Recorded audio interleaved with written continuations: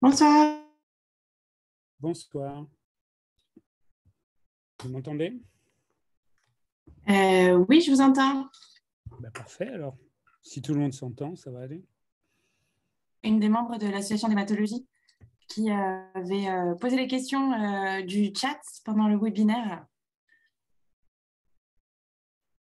Allô? Ah, très bien, très bien. Très bien. Voilà, comme ça, je récolte les questions au fur et à mesure et puis à la Ok. fin de la présentation, je vous les repose Ouais, ouais, parce que moi, il faut m'aider, hein. J'ai au cas où il y besoin a des de. doublons, etc. et faire le tri au cours de Voilà. la présentation. Ok, très bien.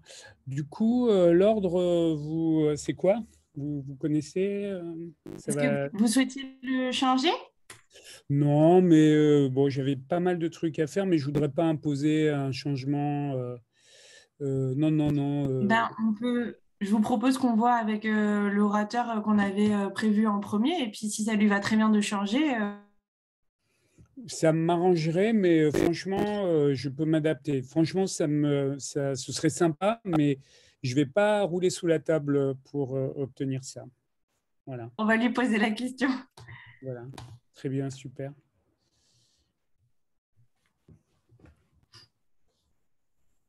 Donc là, on est en privé ou tout le monde est là? Alors, je vais regarder ça.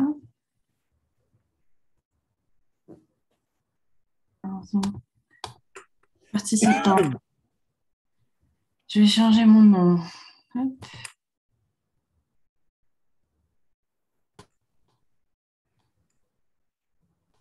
Alors, on a déjà des spectateurs, mais vous êtes le seul intervenant. J'ai- je commence alors? Non, non, je Euh, plaisante. Je plaisante. J'allais dire, c'est un bon argument. Non, non, non, non. Non, non, mais bon, franchement, pas de souci. On va attendre les collègues. Et puis, OK. Donc peut-être je peux. Alors, le partage d'écran. De toute manière, le partage d'écran le verra. Vaut mieux le faire au dernier moment, non? Oui. Ouais, je le ferai après. Ouais. Ok. Ouais, je voulais voir si ça fonctionnait. Très bien. Super.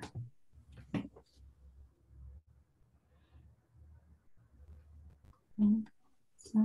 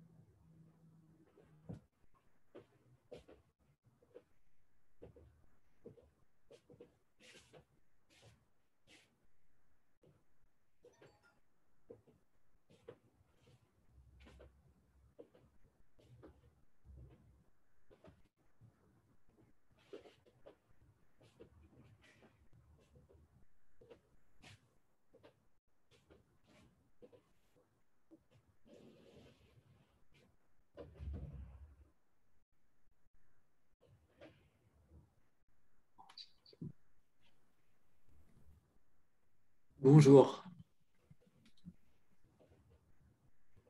Bonjour, vous m'entendez? Bonjour, Jamel Mokhar.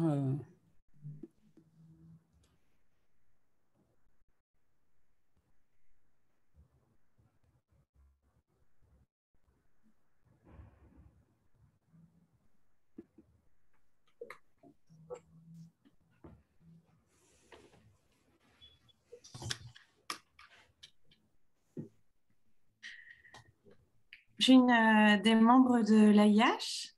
Je vais aider pour les questions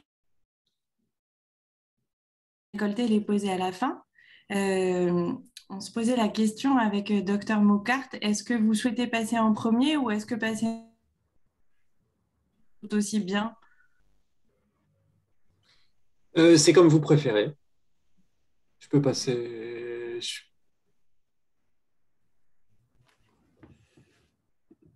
Et ben, dans ce cas-là, je pense que Dr Mokhar sera ravi de passer en premier.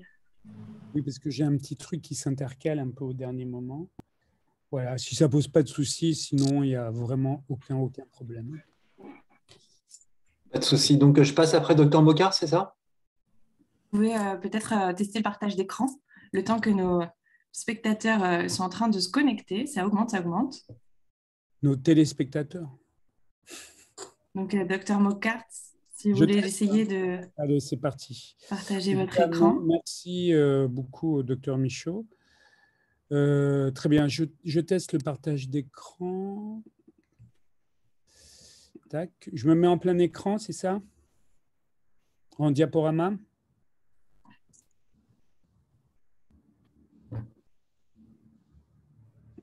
Hop. Vous voyez bien là ou pas?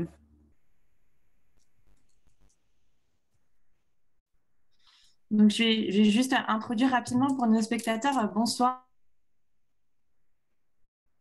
Soirée webinaire de l'AIH réanimation hématologie. En général, c'est toujours les hématologues sont toujours très et il y a beaucoup de questions, donc n'hésitez pas dans l'espace questions à mettre au fur à la fin de chaque présentation. Et donc, on va commencer par Dr Mokhar qui va nous parler de l'entérocolite. Merci beaucoup d'avoir accepté de nous faire cette présentation. Merci à vous de m'avoir invité.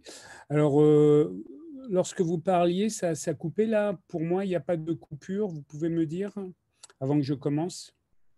C'est très bien. C'est parfait. Donc, merci à l'association de m'avoir convié à cette fête en période d'isolement presque. Hein. Donc, c'est bien, ça nous fait sortir virtuellement, c'est parfait. Donc moi, je suis praticien hospitalier à l'Institut Paoli-Calmette à Marseille, où on fait beaucoup d'hématologie, d'oncologie et de chirurgie autour du patient cancéreux. Donc, l'entérocolite, on connaît un peu et on les opère un petit peu aussi de temps en temps. Donc, donc là, il y a un petit souci. Je vais peut-être sortir du diaporama parce que là, je n'arrive pas à passer. OK, parfait. Je teste un truc. Ah, parfait. Excusez-moi, donc là, ça marche. Les problèmes abdominaux chez les patients d'oncohématologie et d'hématologie en particulier sont des problèmes, des vieux problèmes. Donc là, j'ai retrouvé cette publi du JAMA en 1933, où sur une cinquantaine de patients, c'était des enfants, les auteurs des enfants atteints de leucémie, les auteurs décrivaient des syndromes abdominaux sévères, avec des douleurs, de l'asthénie, de la fièvre, dans un contexte de chimiothérapie récente. Pour 2 de ces patients, malheureusement, une autopsie avait été faite et les descriptions étaient,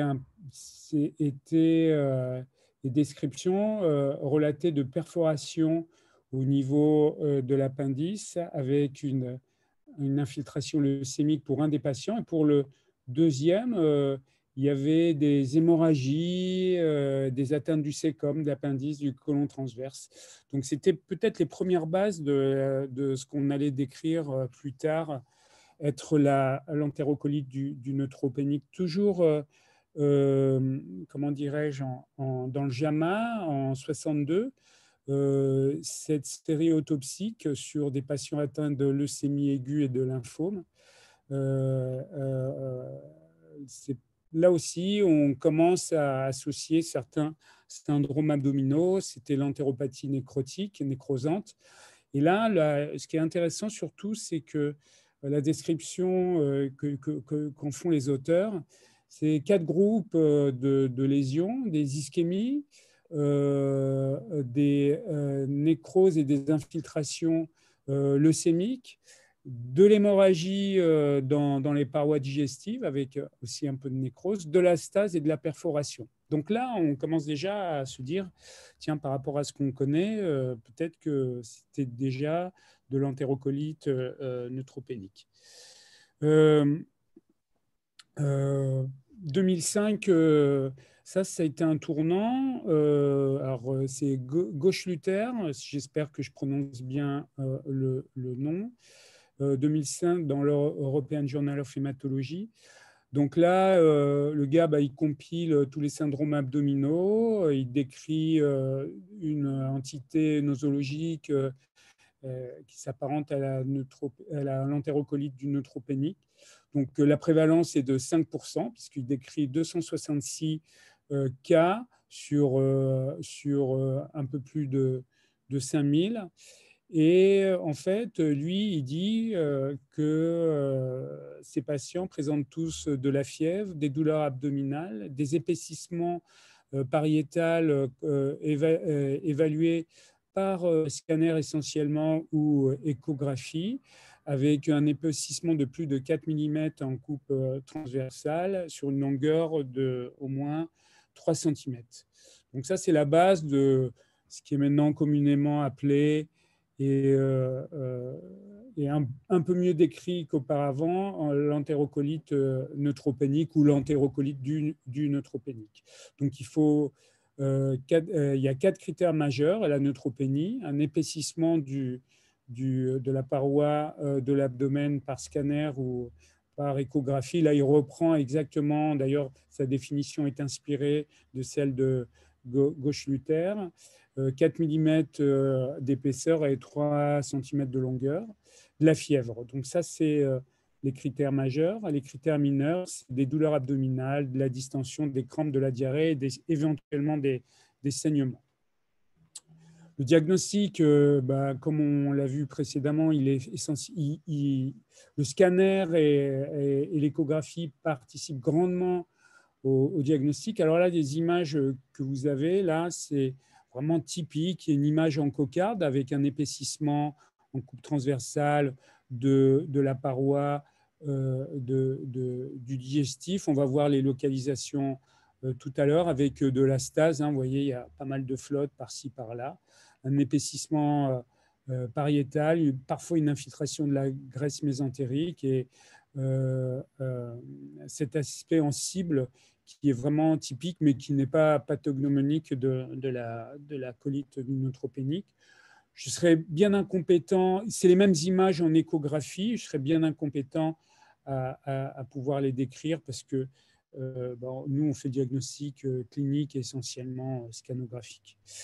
Donc, la physiopathologie, on ne la connaît pas bien, bien sûr. Elle semble être multifactorielle. Donc, du fait de la neutropénie, on a une diminution de l'immunité locale avec probablement des invasions microbiennes, on verra ça tout à l'heure.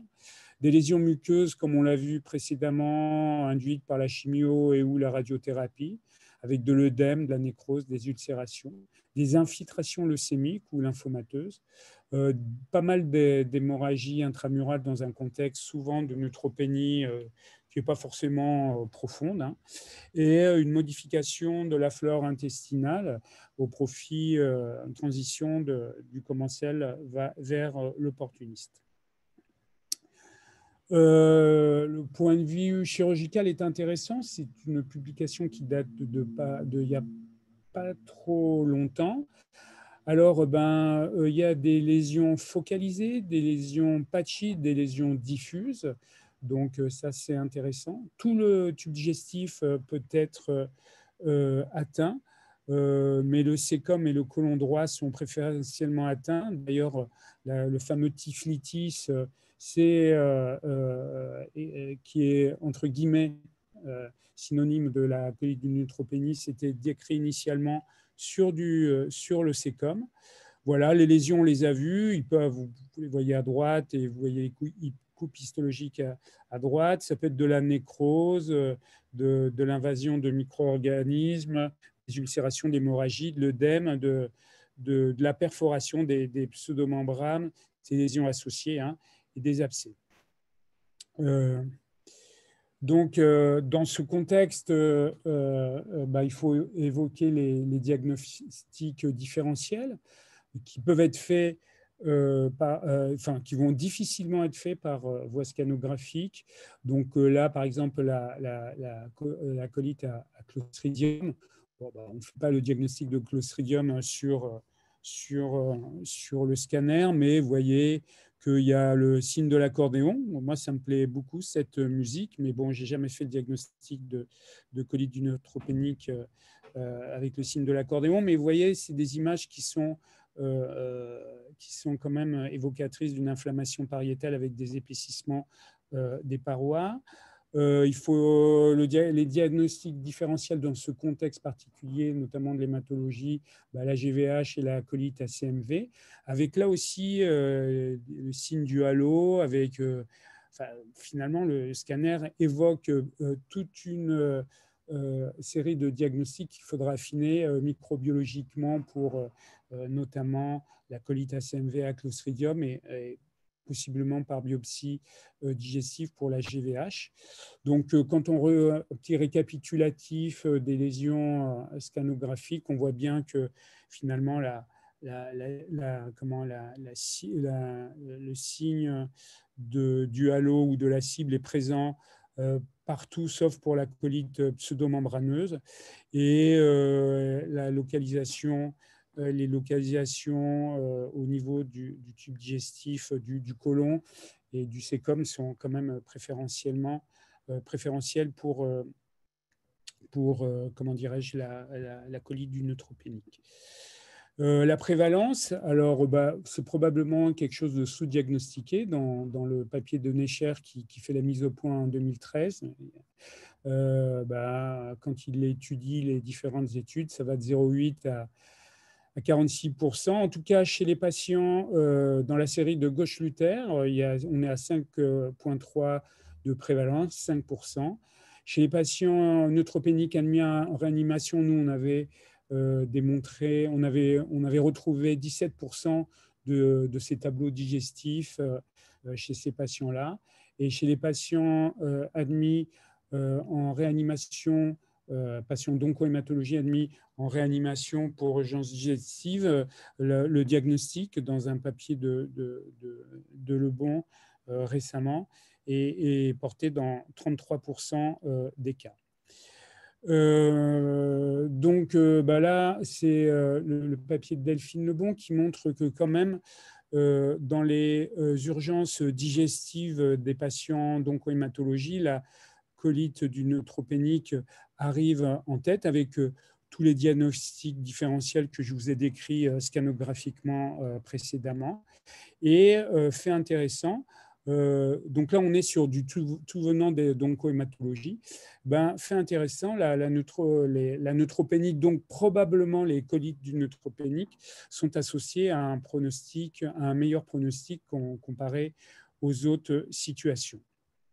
Nous, dans le gros, c'était une étude du groupe de recherche en réanimation respiratoire et en oncohématologie, on avait montré que chez des patients admis en réanimation, la présence d'une entérocolite neutropénique était associée à un bon pronostic avec une mortalité hospitalière de 24% versus 45% chez ces patients-là, et que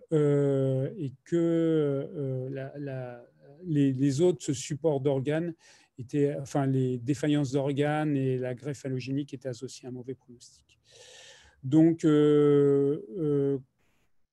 étude rétrospective du service où on avait évalué le pronostic des patients d'hématologie, spécifiquement d'hématologie, 58, opérés pour des urgences abdominales. Et on voit bien que, ça va nous aider dans la réflexion tout à l'heure, qu'on a opéré 3 entérocolites neutropéniques sur des perforations et des péritonites. Donc, on peut les opérer. Le pronostic n'est pas mauvais quand on les opère. Il ne faut pas laisser passer le cap. On y reviendra tout à l'heure.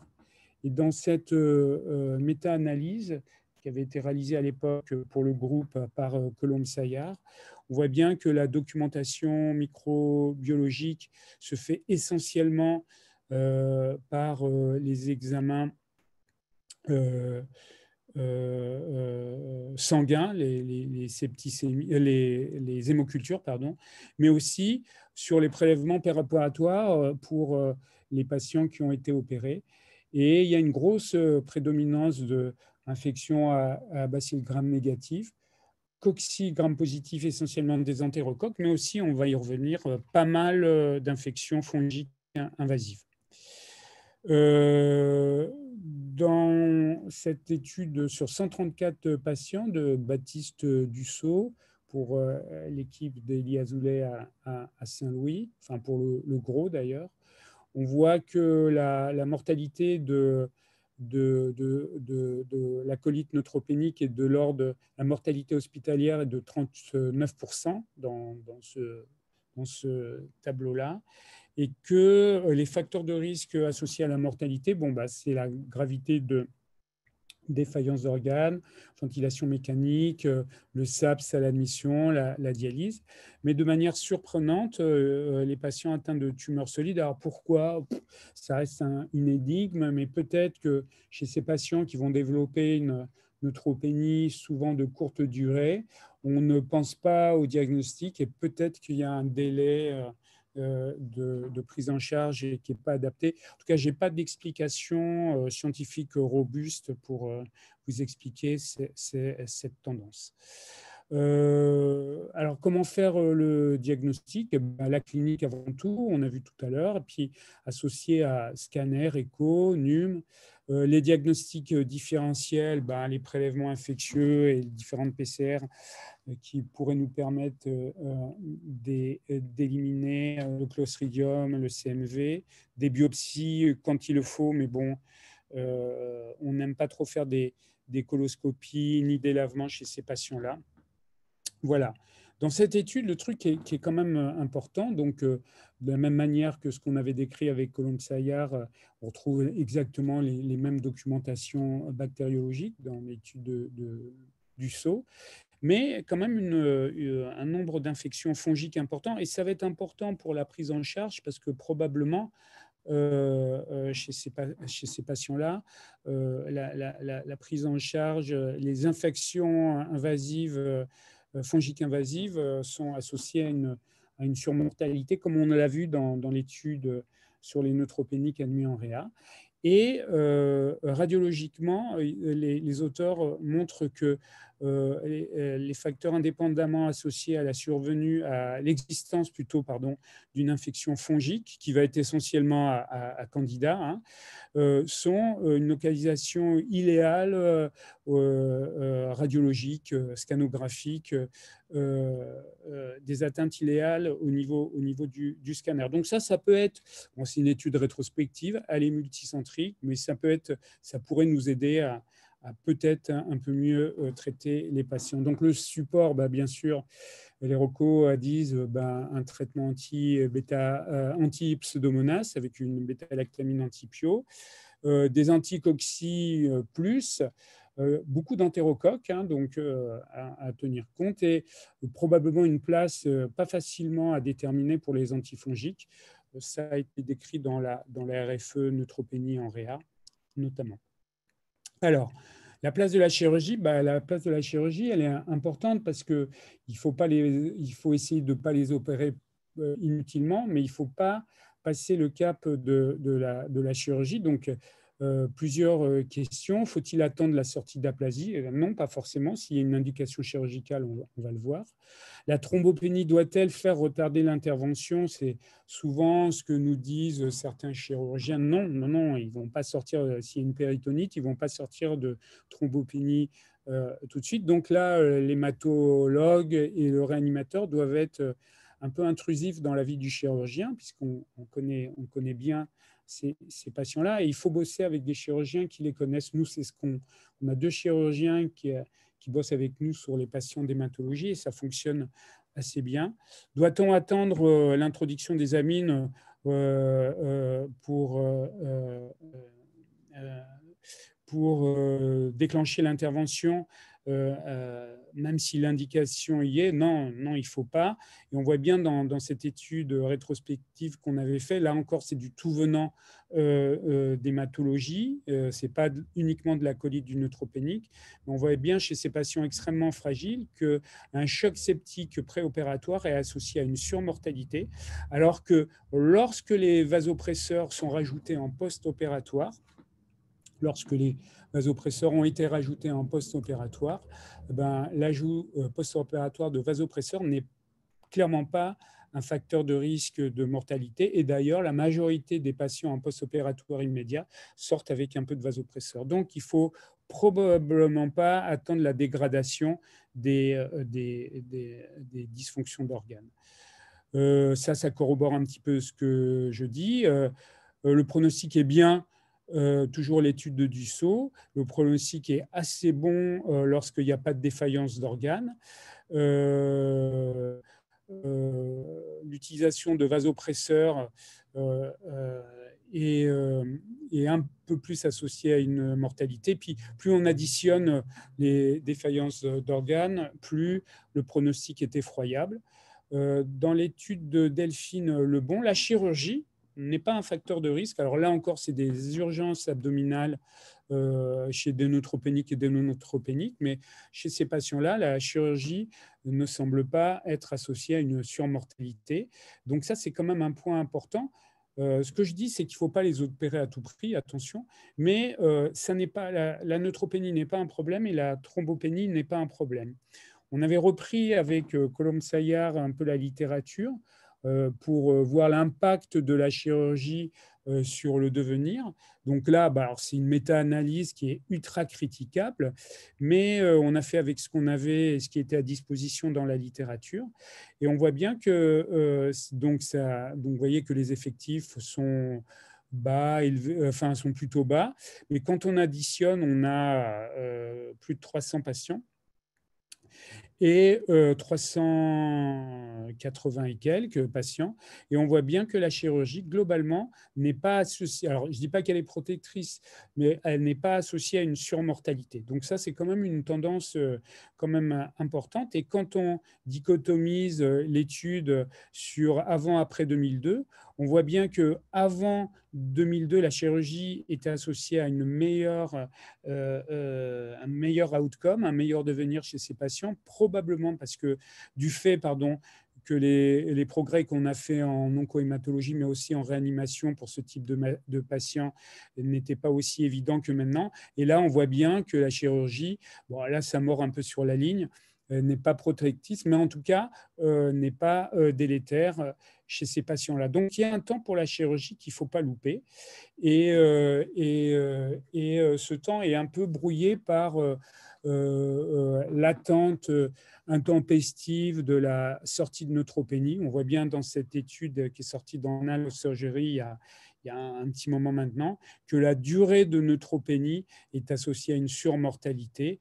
Donc, les auteurs suggèrent que il faut attendre la sortie de neutropénie. Donc, ce n'est pas tout à fait ça, mais c'est vrai que la sortie de neutropénie règle les patients, chez les problèmes chez les patients qui ne sont pas chirurgicaux. Toujours la méta-analyse, on a regardé dans le sous-groupe des patients qui ont été opérés durant la neutropénie. La chirurgie n'est pas associée à un mauvais pronostic, donc on doit pouvoir le faire. Enfin, on le fait, nous, on le fait régulièrement. Enfin, on n'hésite pas à le faire quand il y a une indication. Donc, la place de la chirurgie, le point important, c'est que globalement, quand même, la prise en charge, elle est médicale.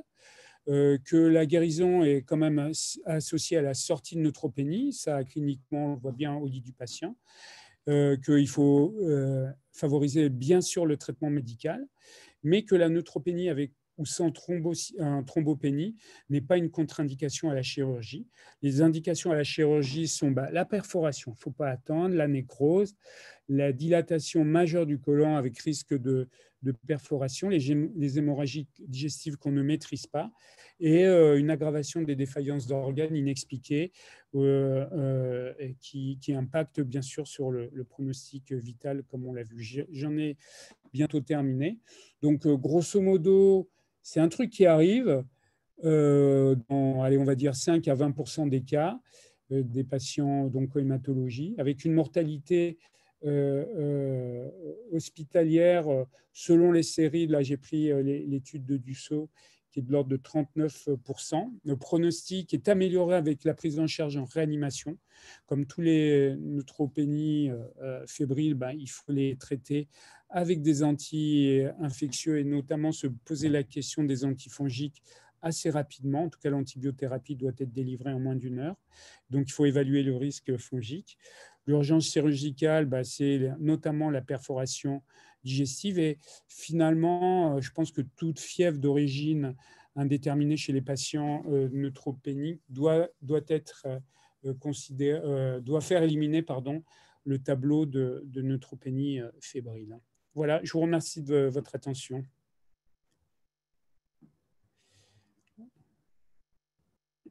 Allô?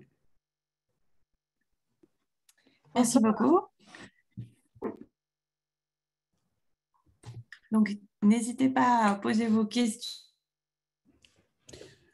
Alors, questions-réponses. Moi, j'avais une question pour... c'est Jean-Marie Michaud. J'avais une question pour le docteur Mocart pour les médicaments. Est-ce qu'il y a des médicaments qui sont associés au risque de entérocolite neutropénique? Il y a un moment, il y avait une discussion que certains, je crois, je ne suis pas certain, mais je crois que certains poisons du fuseau en oncologie avaient été associés à des risques particuliers d'entérocolite neutropénique. alors, probablement, donc moi je ne suis pas un spécialiste des chimiothérapies, mais c'est sûr que les tableaux associés avec des mucites très délabrantes sont souvent associés à des entérocolites du neutropénique. Avis de cliniciens, parce que quand on fait la littérature, c'est pas évident. Mais effectivement, certaines chimiothérapies prédisposent à ça, notamment la racitine, mais probablement d'autres chimiothérapies. Et puis, avec l'avènement des thérapies ciblées qui sont souvent associées à la neutropénie, du fait d'associations avec des chimiothérapies et le risque de perforation, notamment avec les anti-angiogéniques, probablement on va voir apparaître des nouveaux tableaux. Mais après, spécifiquement, Donc, c'est un peu dans l'angle mort pour moi. Oui, oui, il y a probablement des chimiothérapies associées à ça. Mais la littérature, elle est que descriptive, hein, parce que finalement, la prévalence est assez faible pour faire des études carrées là-dessus. OK.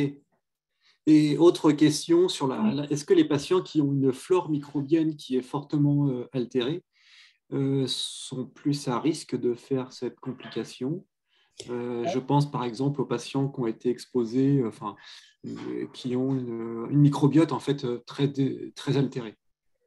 Alors, ce qui est sûr, c'est qu'on constate une altération du microbiote au profit de germes un peu plus euh, résistants.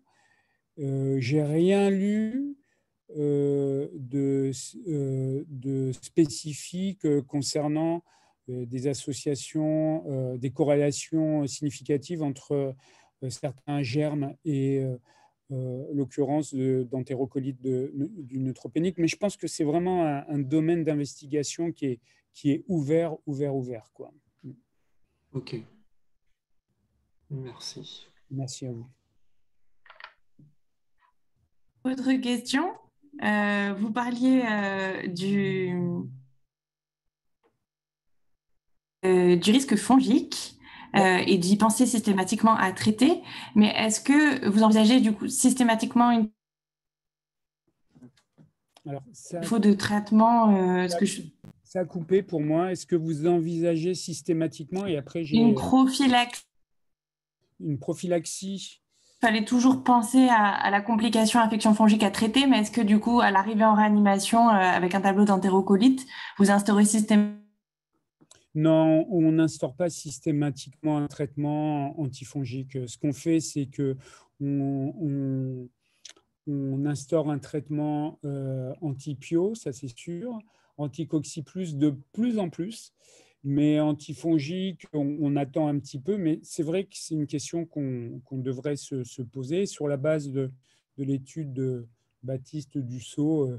Peut-être faudrait-il le faire, mais bon, là, c'est quand même une étude rétrospective avec un petit effectif. En tout cas, les documentations, aussi bien dans le sang que péropératoires, sont en faveur d'infections fongiques invasives. Donc la question se pose, probablement, en tout cas nous, on y songe quand il y a cette iléite, mais on ne le fait pas systématiquement dans le cadre en présence d'iléite, mais quand la fièvre persiste, on y pense assez rapidement. Mais alors voilà, franchement, j'ai pas de conduite à tenir. Je crois qu'il faut l'avoir en tête pour ne pas oublier d'introduire ça à un moment donné.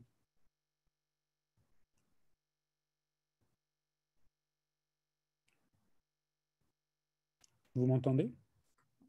Eh bien, euh, il n'y a pas d'autres questions dans l'espace. On avait déjà.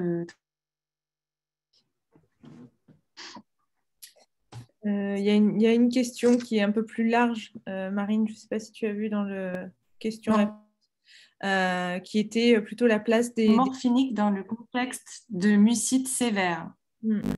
Donc là, on est un petit peu en dehors du tableau. Bon, les morphiniques, de toute manière, nous, c'est vrai que quand on prend ces patients en réanimation, ils ont déjà les morphiniques, ça c'est sûr. Ils ont souvent des doses que même nous, on n'ose pas faire. Voilà.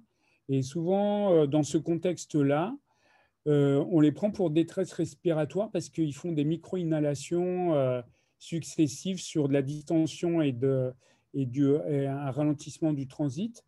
Donc, souvent, on essaye, nous, d'arrêter les morphiniques, mais c'est vrai que c'est des patients qui souffrent énormément. En tout cas, moi, je pense que c'est et ça, c'est démontré nulle part, hein, je pense que c'est un facteur de risque de détresse respiratoire. On a eu pas mal d'inhalations chez ces patients-là. Donc, rapporté à la problématique de l'entérocolite du neutropénique, franchement, on n'est pas confronté à ça. Je crois que ce n'est pas les mêmes douleurs. Vraiment, on en voit quelques-unes, franchement, les gens qui présentent une entérocolite du neutropénique, pardon, on les surtraite pas, on leur donne une analgésie standard avec parfois des morphiniques, mais à faible dose, et dans la majorité des cas, ça suffit. Donc là, bien sûr, je n'ai pas de littérature à vous opposer là-dessus. Dernière question de l'auditoire sur la nécessité du repos digestif. C'est une très bonne question. Bah, nous, on le fait systématiquement parce qu'intuitivement, on se dit que vu la distension abdominale, vu la stase, vu les images, on les met au repos systématique. Mais là, encore une fois, c'est des recommandations et il n'y a aucune étude qui a testé on continue à les alimenter versus on arrête de les alimenter. Après, au lit du patient, le patient qui est en subocclusion, parce qu'ils sont quand même subocclus dans une distension abdominale, etc., on n'a pas envie de les nourrir. Hein. Donc, nous, c'est vrai que bêtement, intuitivement, on les met à jeun systématiquement et on leur met même des sondes gastriques qui, de manière magique, font reprendre le transit après qu'on ait évacué les 2 litres ou 3 litres qui sont parfois dans l'estomac, même dans ce contexte d'entérocolite du neutropénique. Mais c'est notre expérience au lit du patient, là aussi, toutes les recommandations dans ce type de prise en charge sont des avis d'experts. Hein. Et ben, je pense qu'on va... merci beaucoup, Dr Mocart. Merci infiniment et puis bonne soirée à tous. Au revoir. Merci beaucoup. Je te laisse introduire la prochaine présentation. Oui, je vais vous introduire le docteur Michaud qui va nous parler de la toxicité liée aux thérapies ciblées. Les thérapies ciblées sont, comme vous le savez maintenant, des médicaments largement utilisés en hématologie clinique. Donc, je pense que c'est important de pouvoir avoir l'œil sur ces nouvelles toxicités auxquelles on doit faire face. Donc, docteur Michaud, bonsoir et bienvenue. Et je pense que vous pouvez partager votre écran. Voilà.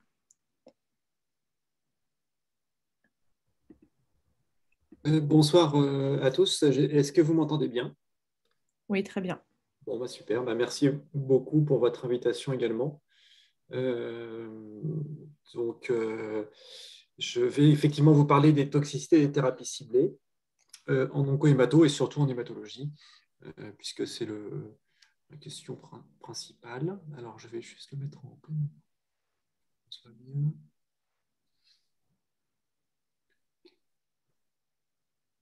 Donc, on a 25 minutes, hein, je crois que c'est ça. C'est ça, oui. Comme ça, vous voyez, voilà, c'est bon pour vous aussi, là, vous voyez bien le... Très bien, on voit très bien. Donc, je suis médecin à Gustave Roussy, dans le département des essais thérapeutiques et essais précoces. Donc, voilà de quoi nous allons discuter. Donc, d'abord des aspects pharmacologiques, méthodologiques, et puis des principaux effets secondaires de classe des thérapies ciblées qui affectent le système immunitaire et qui sont utilisées en hématologie. Et puis à la fin de la présentation, on verra les principales thérapies ciblées hors hématologie et qui ne touchent pas donc le système immunitaire pour avoir une vue rapide, mais ce ne sera pas le sujet principal de la discussion. Donc, tout d'abord, la question et puis le topo, c'était sur les thérapies ciblées et puis sur les effets secondaires chroniques, notamment infectieux.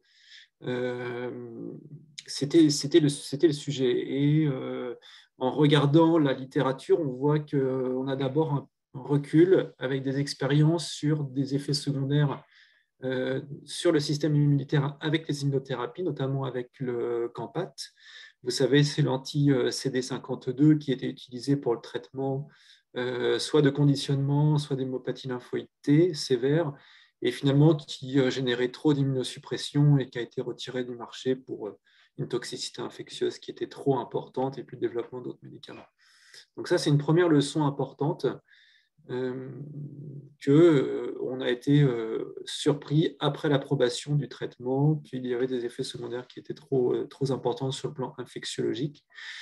Et une deuxième leçon, c'est avec les anti-CD20, que probablement vous connaissez également bien et qui génèrent des effets secondaires, donc à ne pas méconnaître, qui sont l'hypogammaglobinite qui sont fréquentes, infections, mais également des neutropénies, des réactions d'hépatite B et puis des réactions aussi de JC virus, donc de l'EMP, qui peuvent être sévères, qui surviennent plus facilement chez les patients exposés aux analogues purines et principalement, peut-être probablement plus avec les anti-CD20 de nouvelle génération comparativement aux premières générations. Donc, c'est des éléments qui sont importants à connaître. Hein, donc, cet effet sur l'alantuzumab et le rituximab, sur des effets du système immunitaire, mais aussi pour les thérapies ciblées, on a maintenant des expériences avec les PI3 kinase inhibiteurs qui ont été d'abord approuvés puis retirés du marché pour des problèmes ou en tout cas restreints dans leur utilisation pour des problèmes d'infection opportunistes. C'est également le cas pour l'ibrutinib, avec une AMM, puis des nouvelles recommandations qui sont sorties l'année suivante en raison de réactivation hépatite B et puis d'infection fongique. Et puis, on verra également pour le venetoclax anti-BCL2 que l'étude de phase 3 a été positive sur les endpoints, mais avec une surmortalité d'origine infectieuse, ce qui est quand même assez exceptionnel comme configuration. Donc, ce qu'on peut dire avec les thérapies ciblées, c'est qu'il y a deux aspects. Le premier aspect, c'est que quand on utilise une thérapie ciblée, les patients peuvent avoir des effets secondaires qui peuvent être persistants, donc qui ne peuvent être pas forcément sévères, donc qui vont être de grade 2, mais qui vont durer dans le temps. Et quand ils durent dans le temps, ils peuvent avoir une tendance à être moins bien tolérés. Et on peut considérer qu'un grade 2 chronique, c'est un équivalent de grade 3 parce qu'il va falloir avoir la question de baisser la dose de traitement. En tout cas, si vous prenez par exemple un grade 2 chronique avec par exemple une diarrhée, c'est quelque chose pour la plupart des patients qui n'est pas bien tolérable sur le long cours et qui affecte de manière significative la qualité de vie et qu'il faudra probablement baisser la dose. L'autre aspect, c'est que ce n'est pas tout à fait le cas pour toutes les thérapies ciblées. Il y a des thérapies ciblées qui sont données, par exemple ici pour le BCR-ABL-SON inhibiteur pour l'LMC, et finalement, les effets secondaires vont s'améliorer avec le temps. Et ça, c'est un autre aspect de certaines thérapies ciblées où la tolérance elle va s'améliorer avec le temps. Donc ça, c'est un deuxième élément qui est à prendre en considération. On peut aussi se donner du temps pour éventuellement faire une pause thérapeutique et reprendre le traitement en considérant que les choses vont s'améliorer. Sur l'aspect séquentiel en fonction du temps, il y a 3 séquences qui sont connues. La première, c'est quand on initie le traitement, il y a des effets secondaires immédiats qui peuvent survenir, immunoallergiques en principal effet secondaire. Pendant la durée du traitement, il peut y avoir des effets secondaires qui sont liés à l'accumulation tissulaire, et puis il y a aussi la question de secondary malignancy, de cancer secondaire qui est important à considérer. Une fois qu'on arrête le traitement, des effets secondaires peuvent aussi apparaître, soit au moment où on arrête le traitement, soit après l'arrêt du traitement, qui sont de 2 types. Le premier, c'est le syndrome de retrait de médicaments, donc de sevrage en traitement, par exemple avec les RAF inhibiteurs ou certains RAS inhibiteurs.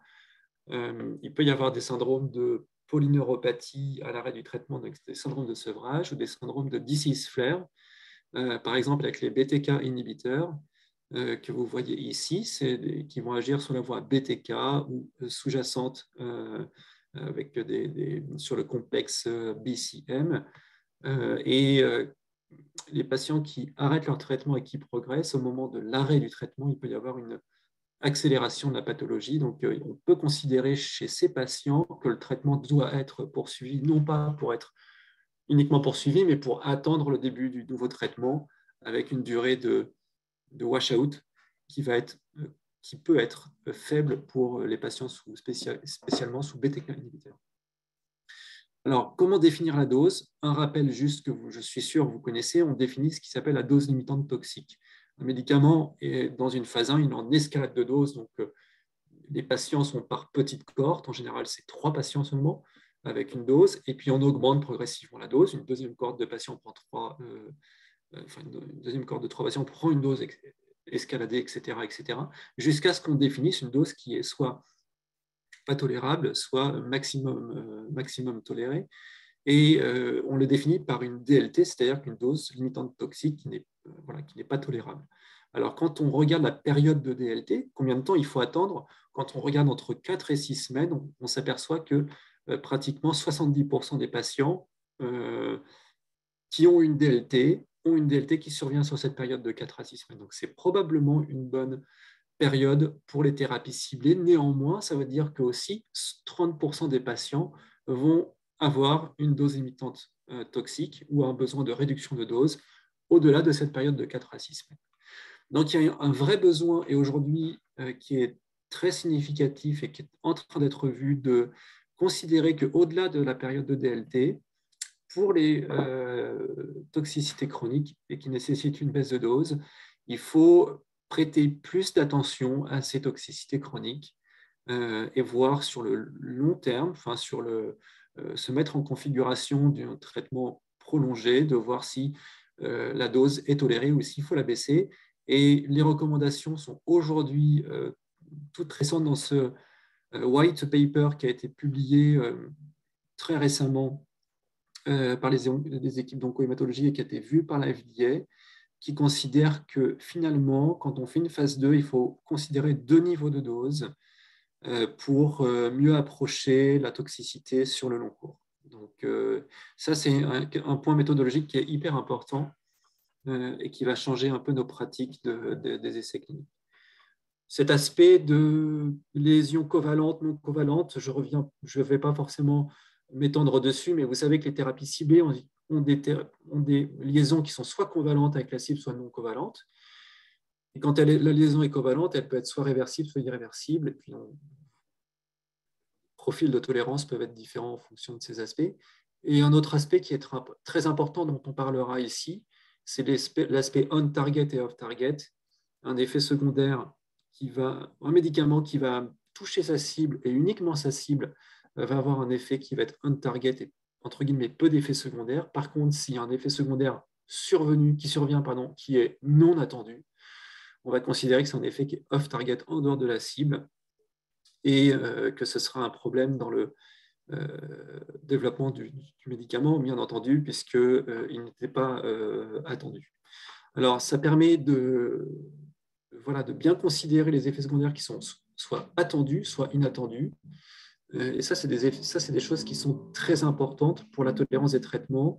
Et puis, si vous participez à des essais thérapeutiques de phase 1 ou 2, c'est vraiment crucial d'explorer au maximum les patients. Si un effet secondaire inattendu survient, il faut l'explorer au maximum parce que c'est des impacts sur le développement du produit qui peuvent être très importants et également sur la dose également du traitement. Donc, on verra les expériences des PI3 kinase inhibiteurs, BTK, JAK, BCL2. Alors, globalement, dans pratiquement toutes les études, on voit qu'il y a un premier effet qui est regardé, c'est l'effet sur l'hématopoïèse avec des neutropénies, des thrombocytopénies. Mais c'est quelque chose qui donc est bien décrit, qui est facile à reporter, puisque c'est des anomalies de laboratoire, mais ce n'est pas suffisant. Il ne faut pas s'arrêter sur ces points-là pour connaître les effets sur le système immunitaire.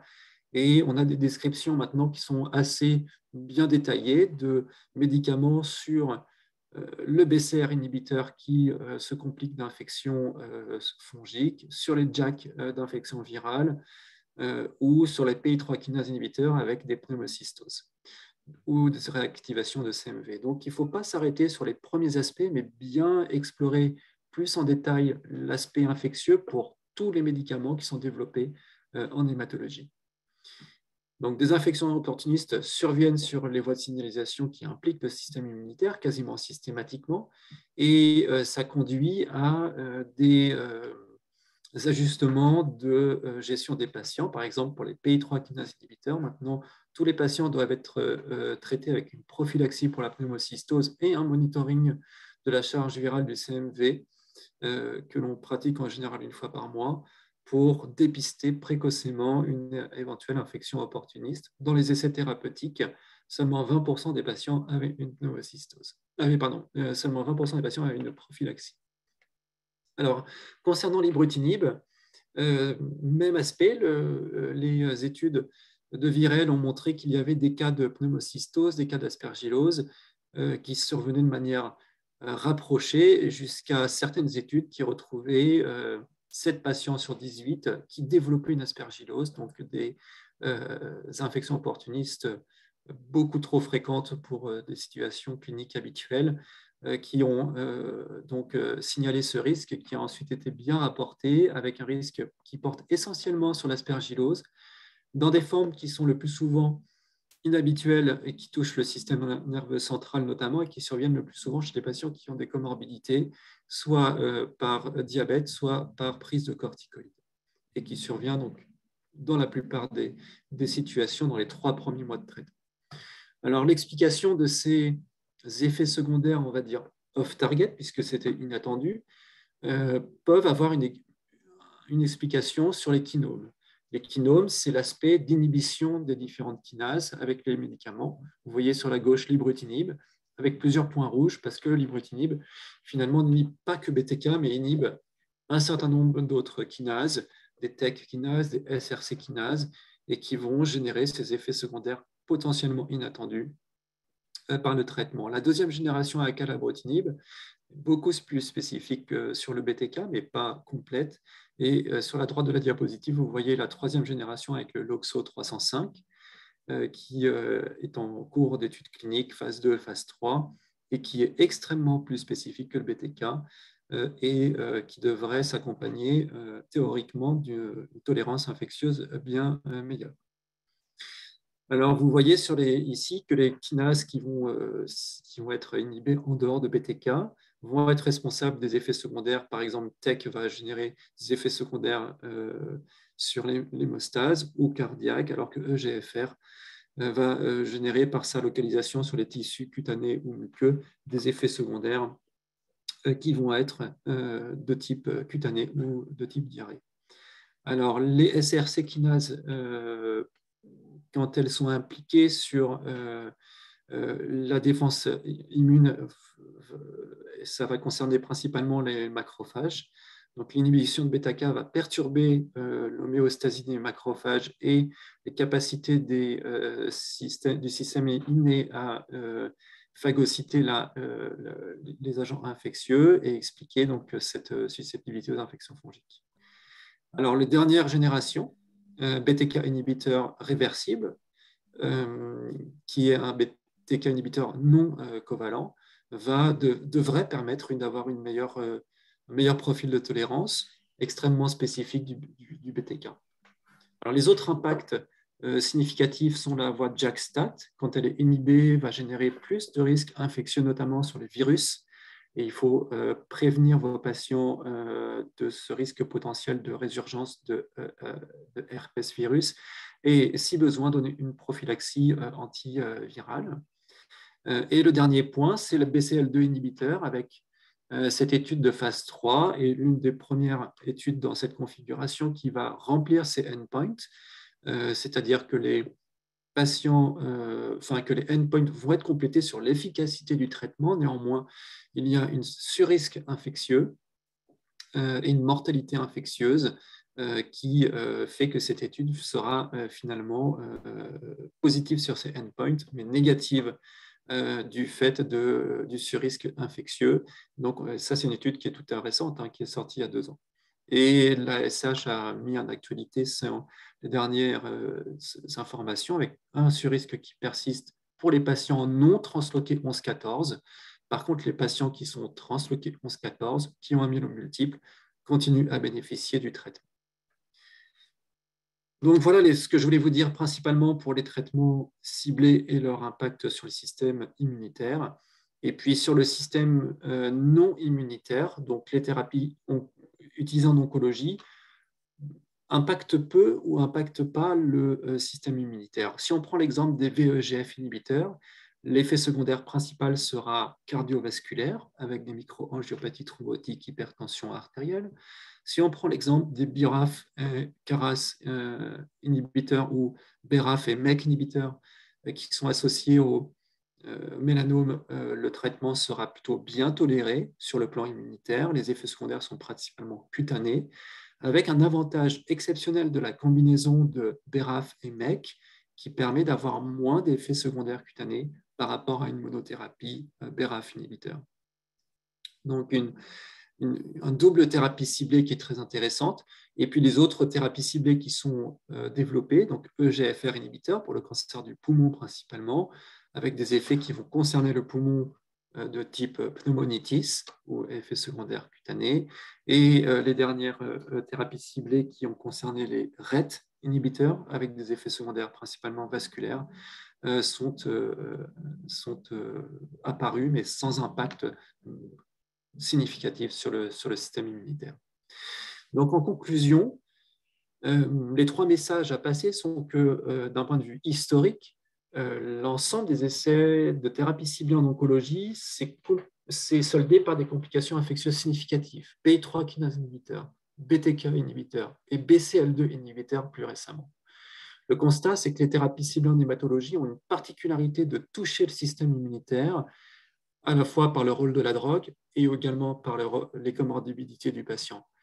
Ce qui est certain, c'est que nous avons besoin de nouveaux designs méthodologiques qui sont requis, avec au moins exploration de 2 niveaux de dose pour les phases 2.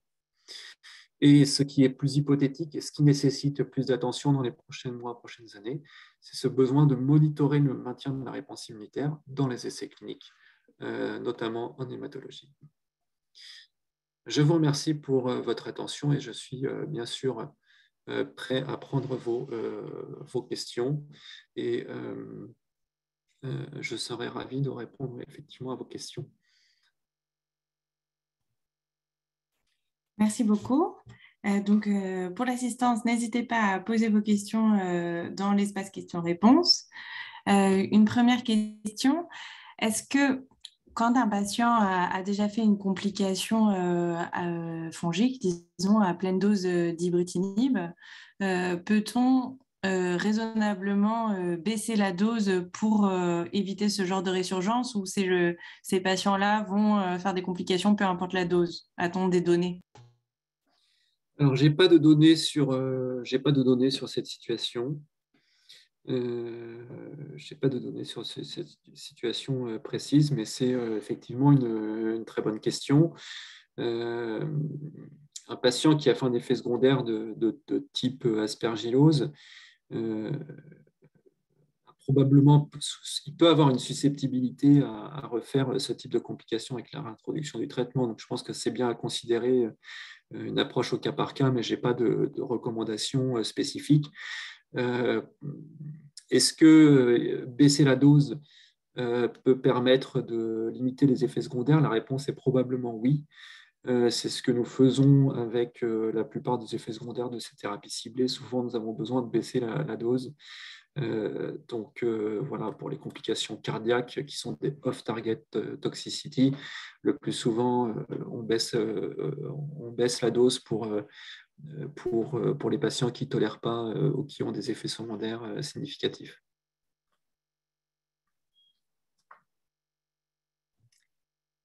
Et est-ce que ces complications peuvent apparaître à distance de l'arrêt?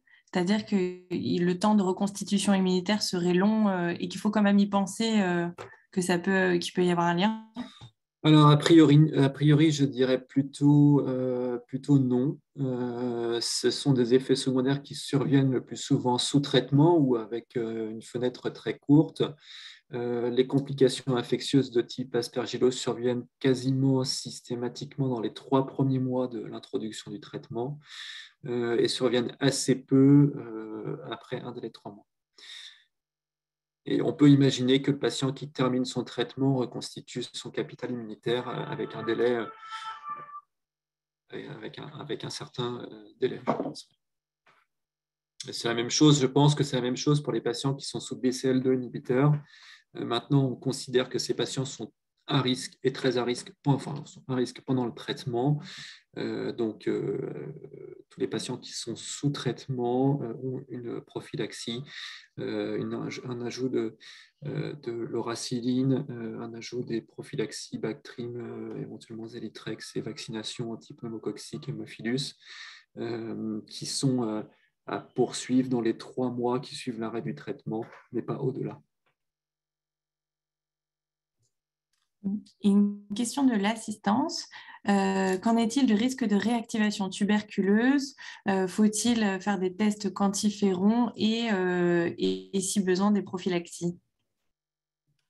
Alors, c'est une très bonne question sur la tuberculose. Je n'ai pas à connaissance de risque particulier de la tuberculose. Néanmoins, alors je n'ai pas non plus également de recommandations spécifiques sur cette recherche. Je pense qu'un patient qui a un antécédent de tuberculose doit être vérifié pour son antécédent et voilà, après, je n'ai pas de recommandation spécifique sur l'utilisation d'une prophylaxie tuberculeuse.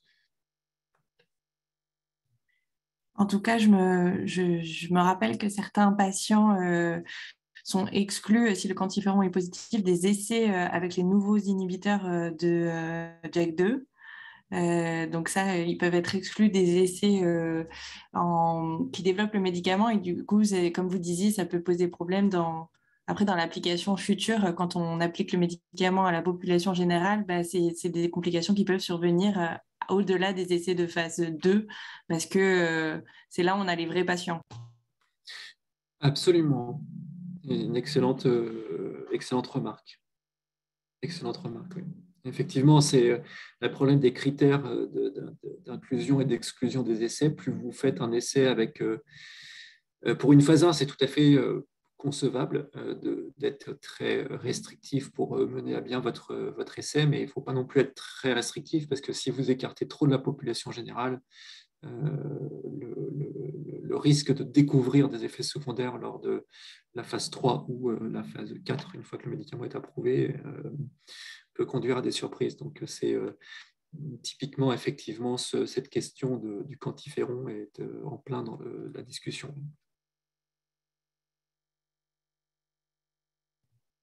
Caroline, as-tu vu d'autres questions? Non, j'ai pas d'autres questions de ma part. Eh bien, dans ce cas, je pense qu'on va pouvoir clore cette session questions-réponses. Merci beaucoup, docteur Michaud. Et on va pouvoir passer à la 3e présentation. Avec plaisir, merci de l'invitation et très bonne soirée à vous. Merci beaucoup. J'ai le plaisir de vous introduire le docteur Dufranc, du coup, qui va nous réaliser le dernier topo. Okay. Sur le syndrome d'activation active. Bonjour à tous, vous m'entendez? Oui, on vous écoute très bien, oui. Super, excusez-moi du retard. Pas de problème. Vous pouvez essayer de partager votre écran? Alors, normalement, c'est bon. Alors, il y a peut-être un petit décalage. Pour le moment, attendez. On a encore l'ancienne diapo du docteur Michaud. Ah, mince. Alors, attendez 2 secondes. Écran. C'est bon, là? Ouais, ça charge. On voit votre écran. Et là, on voit les diaporamas. Parfait. Ok, donc bonsoir à tous. Moi, je suis réanimateur en Raymond d'Or. Merci beaucoup de votre invitation donc, pour parler de tocilizumab dans le syndrome d'activation lymphohistiocytaire en réanimation. Alors bon, pour commencer assez brièvement, le syndrome d'activation lymphohistiocytaire, vous connaissez tous, c'est une pathologie qui résulte d'activation incontrôlée du système immunitaire et du dépassement de ce dernier. Il s'agit d'une maladie rare avec une incidence aux alentours de 1 sur 800, potentiellement mortel par défaillance multiviscérale et dont le diagnostic est difficile, notamment en secteur de soins critiques, avec souvent une confusion avec le choc septique où des SALH peuvent être secondaires à des tableaux de choc septique où il y a un certain parallélisme. La physiopathologie, on la connaît surtout du fait de la connaissance du SALH primaire.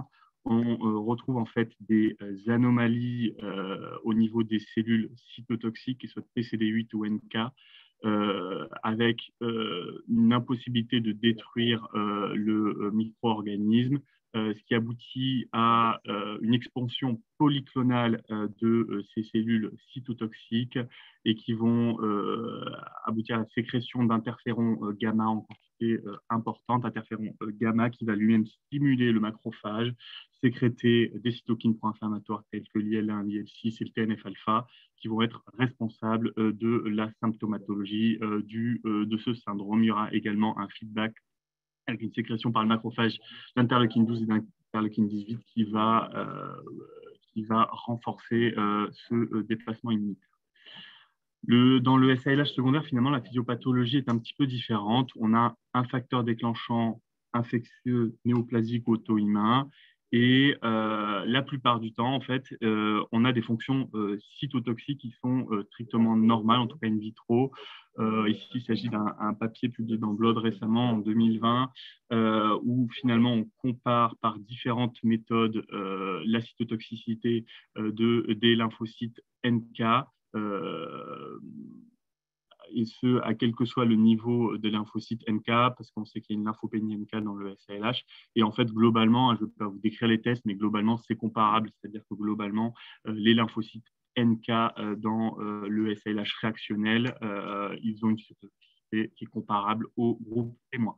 Donc, en fait, ce qui est important dans cette pathologie-là, c'est plutôt l'hypercytokinémie qui résulte d'une activation des TLR anormales et probablement d'une anomalie de la voie de NRC4 et de l'inflammasome. Le tableau clinique, je vais passer très rapidement parce que je pense que vous le connaissez très bien. Globalement, on a une fièvre, des défaillances d'organes et un syndrome tumoral. Et pareil pour le tableau biologique, il n'y a pas de spécificité particulière dans ce groupe. Donc, la prise en charge du SALH primaire, c'est basé encore une fois sur des protocoles assez anciens, le protocole HLH94 avec de la dexaméthasone, du VP16 et de la cyclosporine. Plus récemment, une publication montre l'intérêt des anticorps anti-interférons gamma dont on a vu l'importance dans la physiopathologie. Dans le cadre du SALH secondaire, la prise en charge est beaucoup plus complexe. La première chose à faire, c'est de trouver et traiter le facteur déclenchant et ensuite on met en place une immunosuppression et là c'est très peu codifié, donc la corticothérapie, de l'étoposide sont faits par la plupart des équipes et du coup moi je vais essayer de vous parler des autres traitements. Donc quelle est la place de ces autres traitements, du traitement ciblé dans le SALH secondaire? Pourquoi parler de ces traitements-là? Bon, on a vu dans cette étude-là très récente, globalement, quand on applique à la lettre le protocole HLH 2004 au SALH réactionnel de soins critiques, la mortalité elle est incomparablement plus élevée. Elle est à de 73% contre 7% dans ces différents deux groupes. Alors, certes, c'est du rétrospective et certes, on a plus tendance surtout à faire le HLH 2004 sur les pathologies tumorales qui sont présentes ici. Mais vous voyez qu'en fait, en réanimation, on n'a pas que des pathologies lymphomateuses. On a énormément de pathologies auto-immunes, on a de la transplantation, on a des maladies auto-inflammatoires. Et ces patients-là ne doivent pas être traités comme les patients qui ont un lymphome. Et dans les 15 patients traités par le protocole HLH 2004 avec une mortalité très élevée, on avait au moins 3 ou 4 maladies auto-immunes qui, me semble-t-il, n'auraient pas dû avoir un tel traitement. Donc, pourquoi un traitement ciblé? Parce qu'en réanimation, les patients sont très graves par définition. Ils sont immunodéprimés, ils sont multidéfaillants, ils ont souvent des insuffisances rénales, des insuffisances hépatocellulaires, comme je montrerai plus tard dans l'étude qu'on a faite. Et finalement, les données de l'étoposide chez ces malades-là, elle est manquante. La physiopathologie également du SALH primaire à du SALH secondaire est différente, et on l'a vu. L'étoposide, en fait, il a comme spécificité quand même d'agir sur le lymphocyte cytotoxique. Mais bon, si ce dernier est plutôt normal, en tout cas dans sa fonction à la phase du SALH secondaire, peut-être que ce n'est pas vraiment la meilleure carte à jouer. Et enfin, on a une importance de tenir compte du trigger et du terrain. Peut-être que l'étoposide fait partie du traitement éthiopathogénique lorsqu'on a un lymphome, mais c'est beaucoup moins le cas quand il s'agit d'une maladie auto-immune, quelqu'un lupus par exemple. Alors, sur quoi se baser pour faire des traitements spécifiques chez ces patients-là? Est-ce que, par exemple, un screening monoparamétrique d'une cytokine doit nous indiquer un traitement spécifique? Ici, on a regardé sur l'IL6, bon, probablement pas. Alors, c'est une étude qui n'a rien à voir avec le SALH, hein, c'est dans le SDRA Covid. En fait, vous savez très bien que le tocilizumab est utilisé très fréquemment dans le SDRA Covid, et pourtant, quand on le compare avec les autres SDRA, c'est des pathologies où on a beaucoup moins d'IL6 comparativement au SDRA inflammatoire, au SDRA hypo-inflammatoire, où l'interleukine 6 a été essayé, enfin les bloqueurs de l'interleukine 6 ont été essayés avec échec, et pareil pour le sepsis. Peut-être qu'un paramètre monoparamétrique et pas forcément la bonne solution, mais en fait, il faut regarder l'ensemble du dossier, le terrain, donc favoriser le tocilizumab plutôt aux patients qui ont des maladies auto-inflammatoires, maladies auto-immunes ou greffés d'organes solides, le trigger, hein, volontiers le préférer quand il y a par exemple un trigger viral plutôt qu'un trigger bactérien, la gravité, donc préférer faire des traitements ciblés lorsque le patient est très grave, l'action sera beaucoup plus rapide, et surtout les effets indésirables de l'étoposide seront trop importants chez ces malades-là, et s'aider de paramètres immunologiques et inflammatoires tels que les cytokines et l'étude des fonctions lymphocytaires. Donc, quel traitement spécifique proposer? Bon, il y en a quand même qui sont connus. Il y a les IgIV pour le parvovirus B19, ça marche bien. Ce n'est pas un traitement qui doit se faire seul, mais voilà. Le rituximab pour le BV, c'est également très connu. On a les anti-JAK qu'on fait peut-être de plus en plus dans le SALH réactionnel, dont l'utilité en réanimation est limitée du fait de l'absence de voie intraveineuse et de l'absence d'études de la pharmacodynamique d'un tel traitement en sous-critique.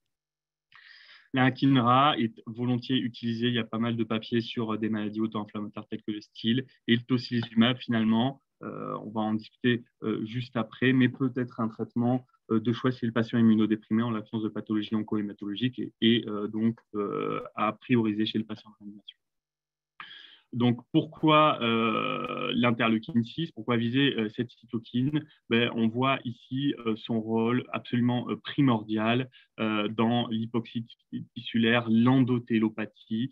On voit qu'elle agit sur la cytotoxicité cellulaire directement.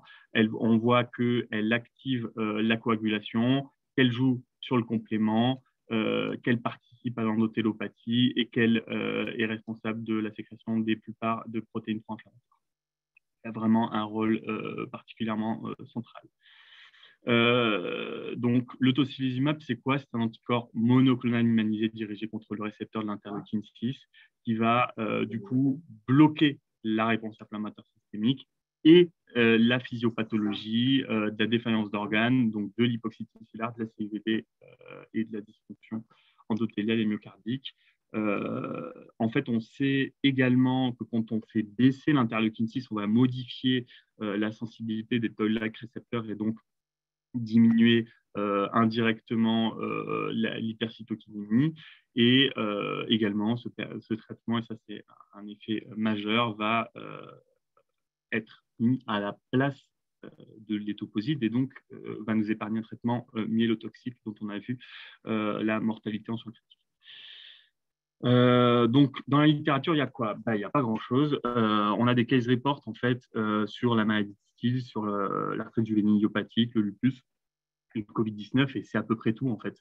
On a réalisé à Toulouse une étude monocentrique rétrospective sur l'évaluation de l'efficacité du tocilizumab à dose de 8 mg kg dans le SALH secondaire en soins critiques d'origine non hématologique. Ce papier donc, comporte 9 patients, a été publié et je vais ici vous présenter des données de finalement 13 patients. Donc, il s'agit de 14 patients, pardon. Donc, ils ont un âge médian de 55 ans. On note une surreprésentation du terrain l'immunodéprimant. On a 7 quand même transplantés d'organes solides, 2 connectivites, 2 maladies auto-immunes autres, un allogreffé de cellules souches hématopoïétiques, un syndrome myélodispasique avec l'auto-immunité associée et un patient qui n'avait pas d'antécédents. Bon, beaucoup de traitements ont été utilisés au préalable pour traiter ce SALH, donc une corticothérapie, des IGIV, donc des triggers viraux. Un patient a été traité par étoposide, celui qui n'avait pas d'antécédents, et des patients ont été traités par rituximab, endoxan ou eculizumab, donc ces patients qui avaient des maladies auto-immunes, donc l'eculizumab, il avait un SHU. Donc, le diagnostic du SALH de ces patients, on retrouve un H-score plutôt élevé, médian à 211, avec une ferritinémie médiane à 7600. Et 6 patients avaient une ferritine supérieure à 600 000. Ce qui n'est pas si rare dans le SAM en sang critique. Finalement, le trigger le plus souvent retrouvé, c'est le trigger viral. 43% avaient finalement un facteur déclenchant d'origine virale avec 3 VZV, un parvo-B19, un CMV, un HSV et un SARS-CoV-2 à part. 2 avaient une véritable septicémie, 2 avaient une poussée de maladies auto-immunes et 2 étaient inaugurales d'une maladie auto-immune. Donc, sur le plan de la réanimation des défaillances d'organes, c'est des patients qui étaient globalement très graves. Donc, on avait 13 patients ventilés sur 14, 5 qui avaient un tableau de SDA avec des compliances effondrées, 13 patients qui étaient dialysés par des méthodes continues ou discontinues et 6 patients qui présentaient une insuffisance hépatocellulaire avec 2 qui nécessitaient une dialyse à l'albumine par système Mars. Sur le plan hémodynamique, 10 étaient sous noradrénaline, 9 avec une atteinte cardiaque, que ce soit une augmentation de la troponine ou un véritable choc cardiogénique nécessitant de la dobutamine ou de l'adrénaline pour 2 patients. Finalement, le HS-score médian, le score SOFA médian était très élevé, il était à 17, ce qui est extrêmement important. C'est quoi les résultats de ça? C'est 85% de rémission du SALH si on croit le HS-score et des myélogrammes qui étaient réalisés de manière inconstante qui retrouvaient pour 5 patients 3 disparitions de SALH et 2 nettes diminutions des images de phagocytose. Une amélioration rapide des défaillances d'organes, je vais y revenir juste après. La mortalité globale était très élevée, de 50%. Mais globalement, quand on calcule les scores SOFA, ça nous indique plutôt une mortalité dans le temps de 90%. Alors même si le score SOFA initialement n'est pas fait pour le SALH, bien sûr, c'est fait pour le choc septique.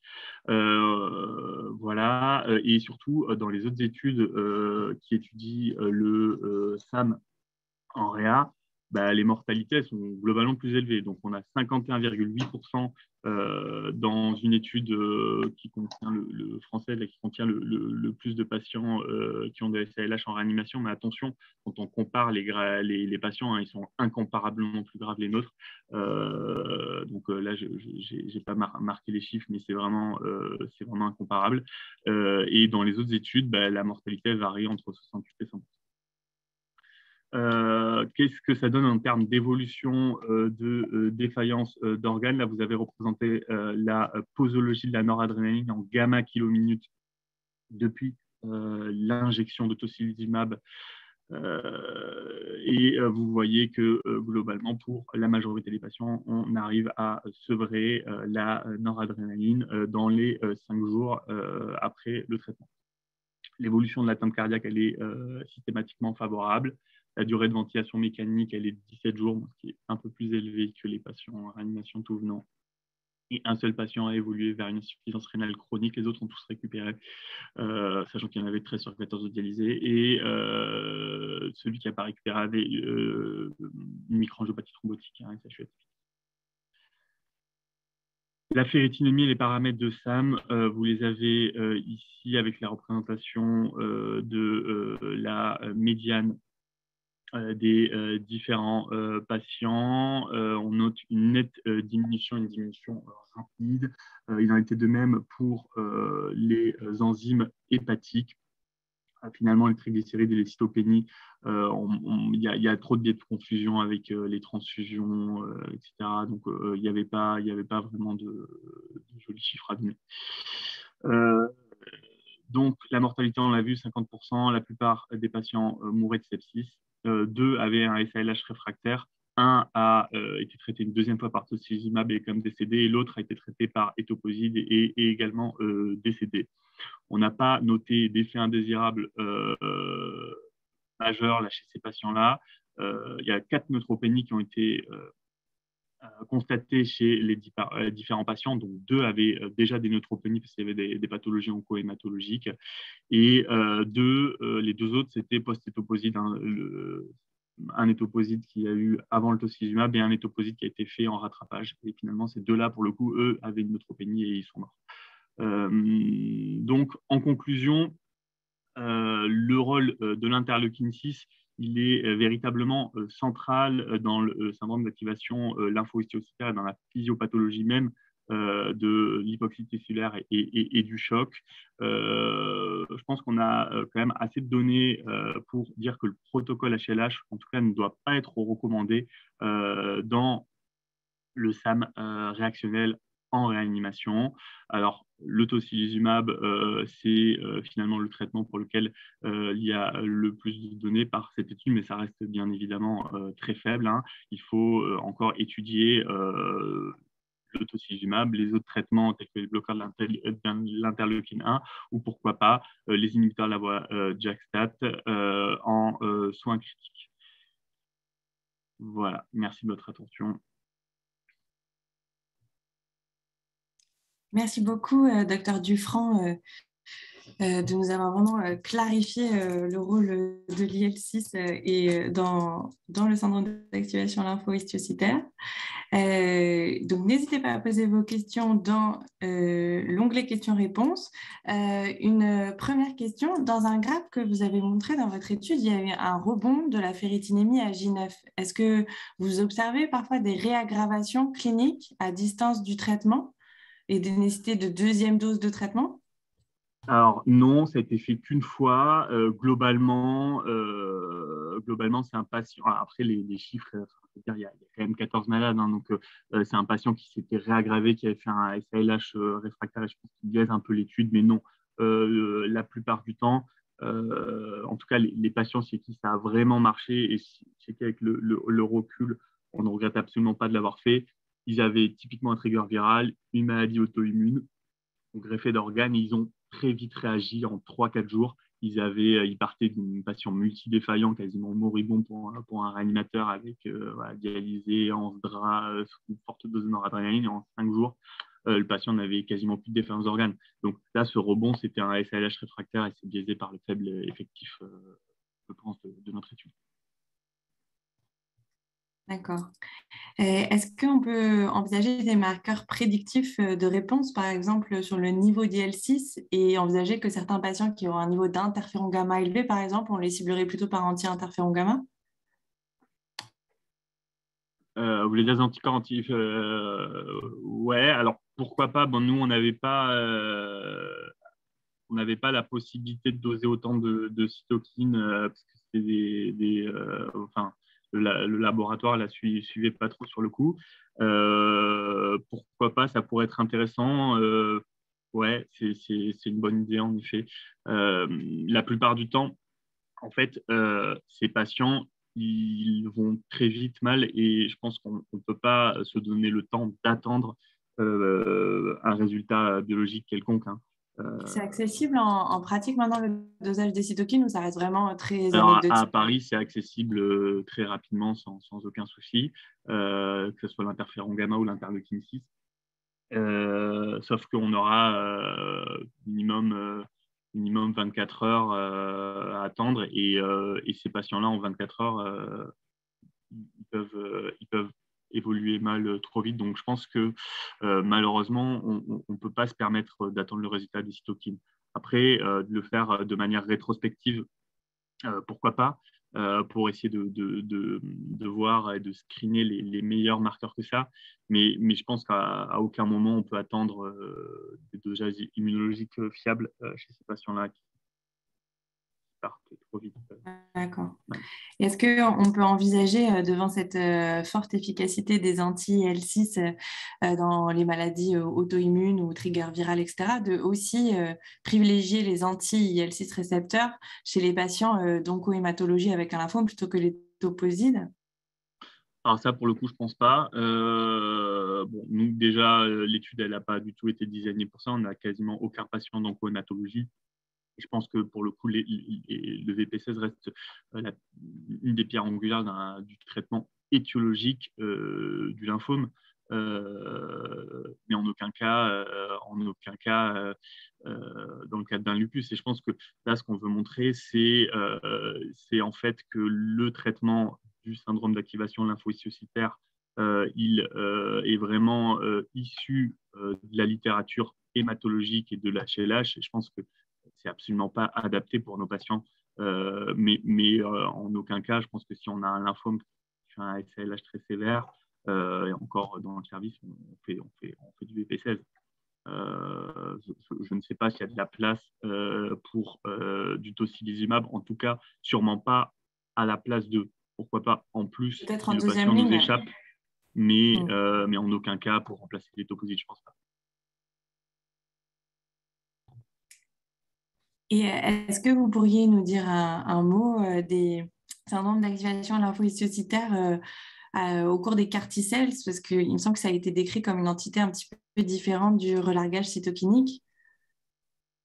Ouais, alors j'ai pas, ouais, c'est possible, j'ai pas assez l'expérience là-dessus. Vous voulez dire du coup un véritable SLH secondaire au CAR T-cells pour moi, Oui, il y a plusieurs études qui sont parues en disant qu'il y avait des syndromes un peu qui se différenciaient de véritables SALH plus que du relargage de cytokines.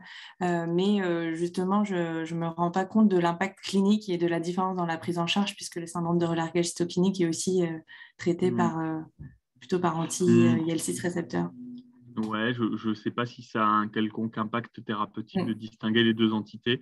Je ne pense pas, mais je n'ai pas l'expérience sur ça. J'en ai jamais vu. J'ai l'impression que c'était vraiment des CRS purs et ils n'avaient pas de... Ouais.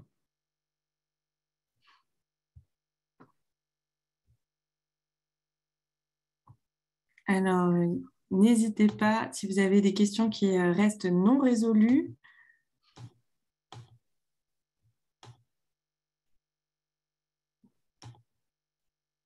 Est-ce que vous savez si les anti-IL-6, à la différence des anti-IL-6 récepteurs, ont aussi été testés, ou comme le tocilizumab est déjà bien reconnu dans les maladies auto-immunes? Enfin, non, ça n'a jamais été testé dans la littérature que j'ai faite, j'ai jamais vu. J'ai vu que des bloqueurs du récepteur. Je n'ai pas vu. Par extension, des études faites sur les maladies auto-immunes ou auto-inflammatoires. D'accord.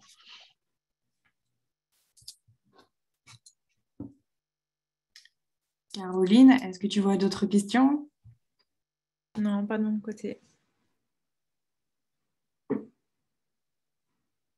Eh bien, je pense qu'on peut déclarer cette soirée webinaire fermée. Merci beaucoup pour cette présentation très claire, et à tous nos orateurs.